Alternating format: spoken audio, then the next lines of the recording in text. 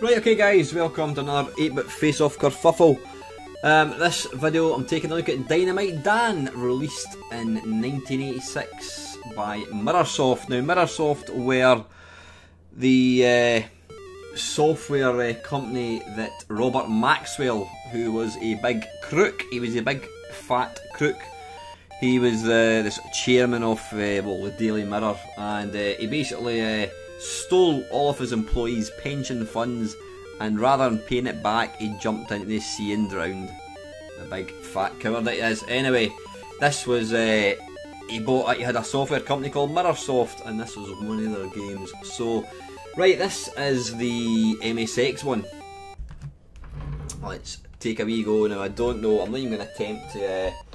I find the MSX emulator slightly awkward to use with the joystick, so I'm just going to use the keys. So let's define the keys. Let's just click in the window like so. So let's see, K, return, choose 3 different keys. Was it going to tell me what? Don't use Q, right, return fire, right, okay, to continue.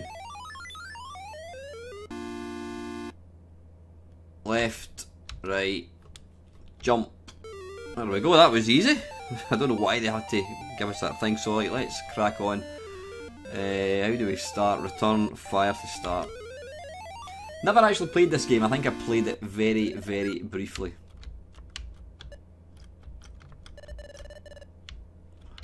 I've got no idea what the point of the game is.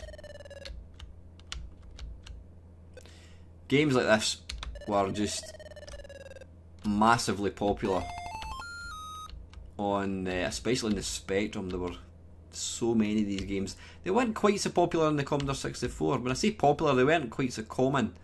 I was always quite jealous of my mate who got to play them in the Spectrum. Ah, bollocks. But I'm just trying to see what is that number of lives?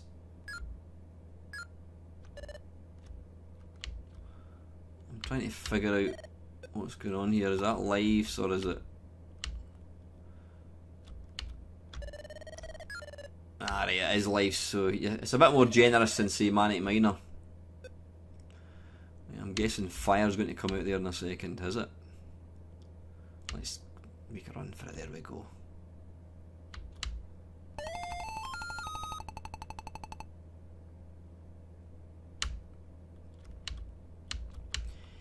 Yeah, these type of games, I can't remember what they were called. They did have a sort of a name. I would call it a platformer, but they were kind of, I don't know what they were. They were basically Manic Miner-y type games. I suppose it's got more in common with, and I'm almost dead with 3 lives left. I suppose it's got more in common with Jet Set Willy.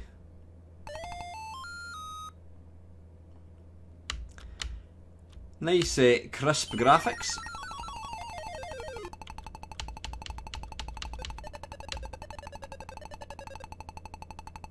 Why is my score going up? Can I fall down there, I wonder? Yeah, they're just Matthew Smith, when they released Manic Miner, he really opened up the floodgates to these type of games. With all just, you know, anything went. We've got in this, we've got toilets, we've got baths. Right, it's almost game over.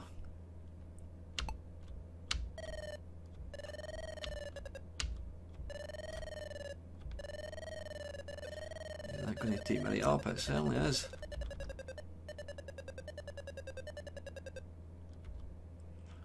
Right, can I go back down again possibly?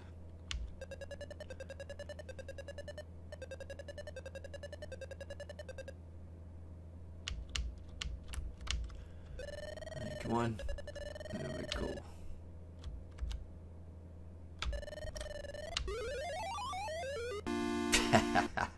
6 screens visited. Right, that's the MSX one.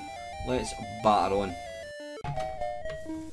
Right, this is the Commodore 64 one. It does look very, very similar to the MSX one. So joystick, fire button to start. There we go. Right, first up, you can tell the main sprite has got. He's not monochrome. Oh, bollocks. He's yeah, he's not monochrome like he is in the MSX one.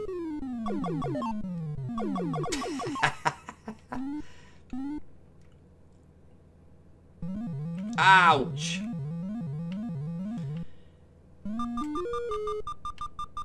I mean, I don't even recall ever playing this game on the C64. It's funny, as a C64 man, there were certain games that I always just associate as Spectrum games, and I never really knew they were actually out in the Spectrum or on any other systems, and I think this was probably one of them.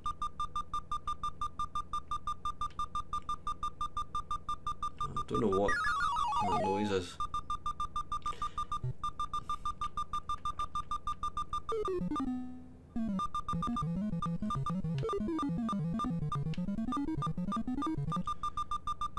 How the hell do you see some of these predicaments? It's like it's impossible. How the hell are you going to get escape without actually losing any energy? Ah, bollocks! I'm definitely going to die here, I think.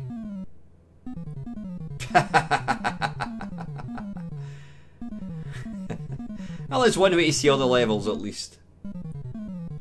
Boom! I only actually lost one life, that's not too bad.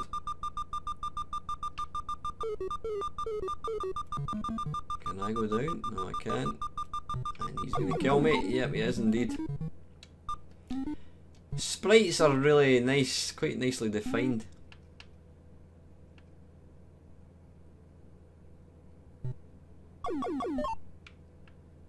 Yeah, these games are just big, massive, sprawling screens of lots of daft kind of things to kind of avoid and collect. These weren't really the games that I enjoyed playing, I must admit. I used to kind of get frustrated. Let's see, how can I jump up there? Because if I jump to the left, okay, that's fine. Right, I can't actually get out of there, so that was a bit of a waste of time. Damn it.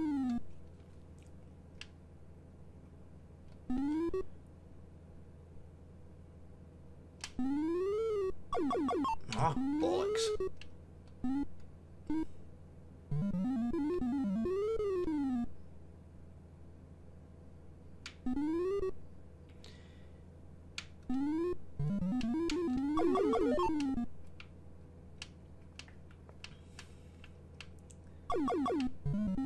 And it's game over. How many screens? Hey, 11. I think that was partly due to the fact that I kind of fell through about 5 in one go.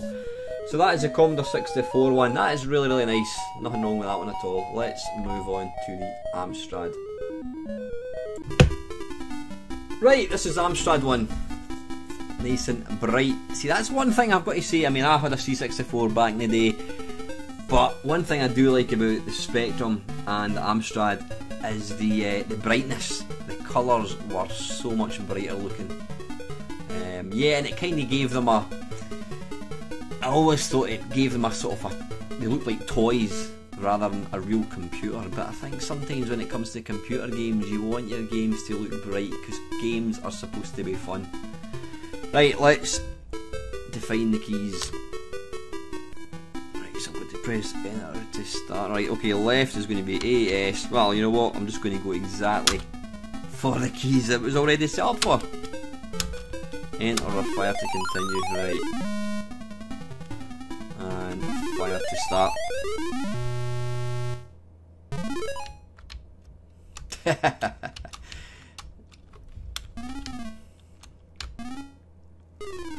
Right, I think he's got a kind of bigger beer belly in this version.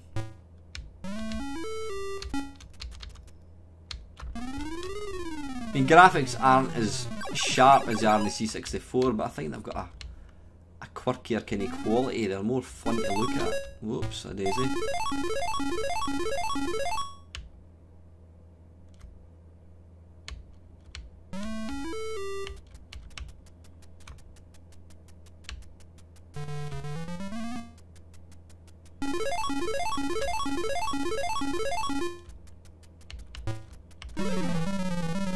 You'd think, given this is the third game of this, I'd actually get better at it, but I don't know what's making all that noise.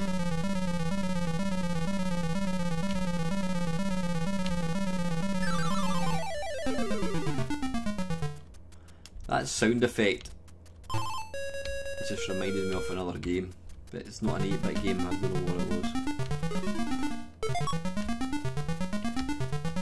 See, how on earth would you jump over there without dying? I don't think that is possible. Oh, wait a minute, have I got a... I think I've got a certain amount of energy, so I've basically got to... Hey! No, I thought I'd done it. Right. Ah, bollocks.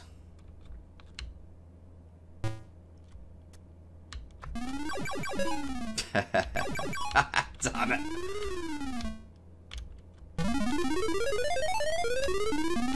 Alright, it's that little beam of electricity thing that's making all the noise.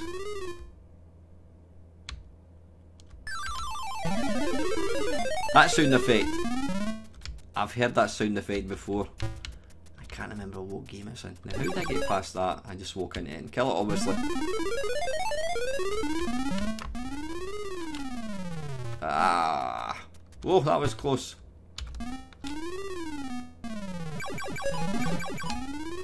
I'm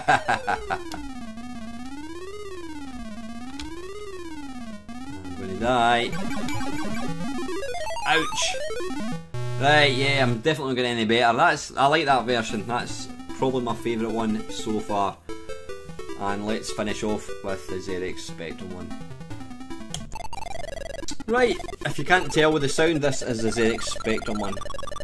It's just got that quintessential Spectrum music. And we'll go for a joystick. J for Kempston. Come on! Why does it not want to change?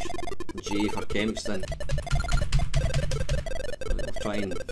You know what, I'm pressing the wrong key. I've got a wireless keyboard on top of my computer and I'm pressing the wrong bloody key. Anyway, enough of that. Right, let's batter on.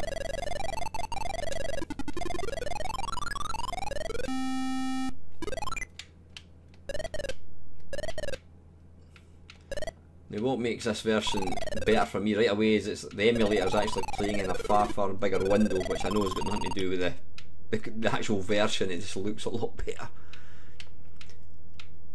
It's a lot quicker than the Amstrad one. Now I noticed when I was looking for this game, the sequel to this game, strategically called Dynamite Dan 2, was actually released. It didn't seem to get a release on the Commodore 64, not that I could see anyway. But it did get released. Whoops. Oh, look at the big phantom things. It did get a release on the Amstrad.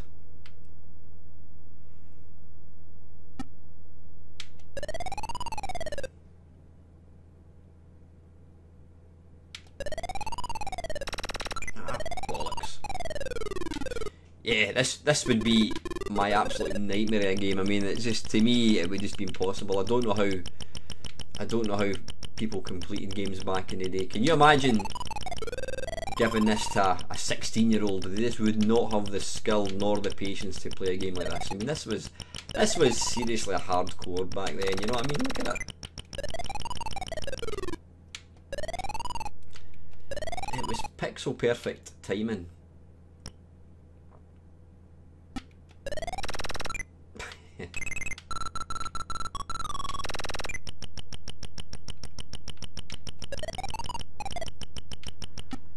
Got to say, I like the imagination that's going into the sprites. I mean, it's just a complete random bunch of some silly sprites, but really, really nice. You can't appear to go down ladders. I'm assuming you can probably jump up them. Right, so I can't seem to go anywhere from here. Where do we go from here? Bonus point if you recognise that song, and a bonus point if you recognise the group. You would have to be an 80s kid to recognise it. Ay ay ay ay ay ay. And it's game over. Anyway, that's quite enough of Dynamite Dan. Quite a fun little game, not for me, far too difficult for me. I noticed the Spectrum one came out in 1985, whereas the MSX one came out in 1986. I'm guessing the Spectrum one was the original. MSX one was lovely, C64 one was really nice. I liked the Amstrad one more than these two because it had brighter graphics, but I've got to say, by far and away, my favourite version of Dynamite Dan is going to be the ZX Spectrum. Okay guys, if there's a game you want to see get the 8-bit face-off kerfuffle treatment, just put your comments down below. And as always, thank you so much for watching.